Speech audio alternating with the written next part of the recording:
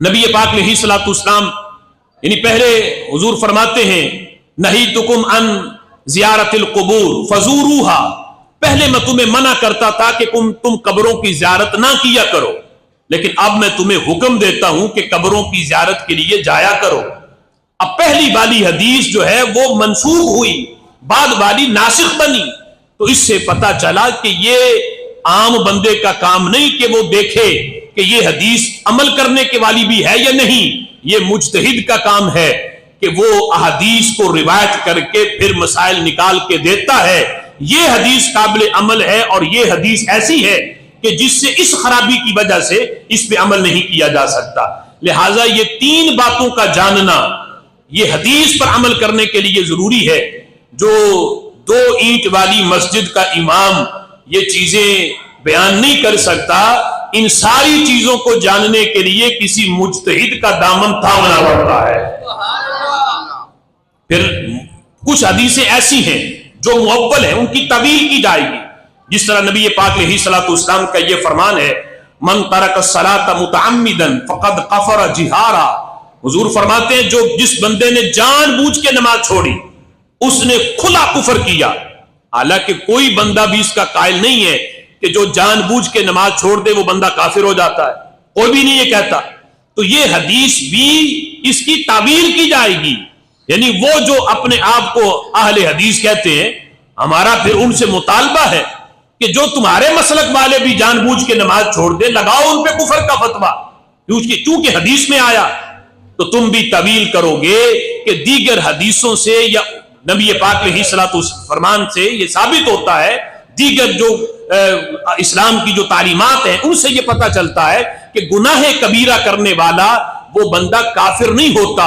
हाँ, गुनाह को हल्का समझे या गुनाह को जायज समझ के कोई करे वो बंदा तो काफिर है, लेकिन जो जानबूझ के नमाज छोड़ दे अगरचे गुनाह कबीरा कर रहा है लेकिन उस बंदे को काफिर नहीं कहा जाएगा। अब ये हदीस इसकी तावील करने से ये जो है ये पता चला। तो इससे पता चला कि हर हदीस जो है वो हदीस पढ़ के कोई कहे कि मैं इस पे अमल करूंगा, ये मुमकिन नहीं। फिर नबी पाक अलैहिस्सलाम के जो फरमान है ये अरबी लुगत में है, अरबी जुबान में है, और आप जानते हैं कि अरबी जुबान के अंदर बड़ी वुसअत है, बड़ी फसीहो बलीग है, अल्फाज कम होते हैं, माना मफहूम बड़ा वसी होता है। फिर हदीस तो उस हस्ती का कलाम है जिसको अल्लाह ने फसाहत और बलागत के अंदर भी पहला नंबर अता फरमाया। फसाहत और बलागत जहां आके सर झुका है वहां से मेरे नबी के कलाम की फसाहत का आगाज होता है। तभी तो मेरे इमाम ने कहा था, मेरे इमाम कहते हैं तेरे सामने यूं दबे लचे फुसहा अरब के बड़े बड़े, यानी ऐसी फसीहो बलीग अरबी अल्लाह ने मेरे महबूब को दी।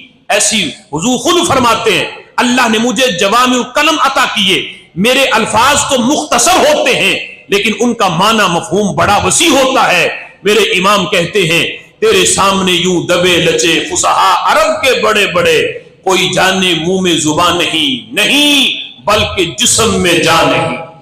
बड़े बड़े फसीहो बलीग भी वो आके सर झुकाते हैं कि महबूब तुम्हारे कलाम जो है हमने फसाहत और बलागत के अंदर बड़ी महारत हासिल की, लेकिन तेरा कलाम यूं लगता है जैसे बशर का कलाम ही नहीं, यूं लगता है तेरी जुबान पे रब बोलता है। वमा यंतिकु अनिल हवा इन हुवा इल्ला वह्यु यूहा। तो जिसकी फसाहत और बलागत का ये आलम हो, वहां रेडी लगाने वाला कहे कि मैं सिर्फ हदीस की किताब उर्दू की उठा के वो कहे कि मैं अहले हदीस हूं, मैं जो है बड़ा जानता हूं, तो उसे सोचना चाहिए उर्दू में तो मेरे महबूब ने कलाम ही नहीं किया हुआ, ये तो अरबी लुगत है, और अरबी को जानने के लिए कोई 10 साल दरसे निजामी भी पढ़ ले वो भी मलका और महारत हासिल नहीं कर सकता कि वो मिन कुल्लिल वुजू अरबी के अंदर महारत हासिल करे। ये मुज्तहिद का काम है जिसके सामने सारे उलूम होते हैं, जिसके सामने फसाहत और बलागत की गहराइयां भी हैं, अरबी अदब भी है, वो सब के अंदर गोता लगा के मसाइल अखज करके आसान बना के खीर पका के उम्मत को खिला देता है।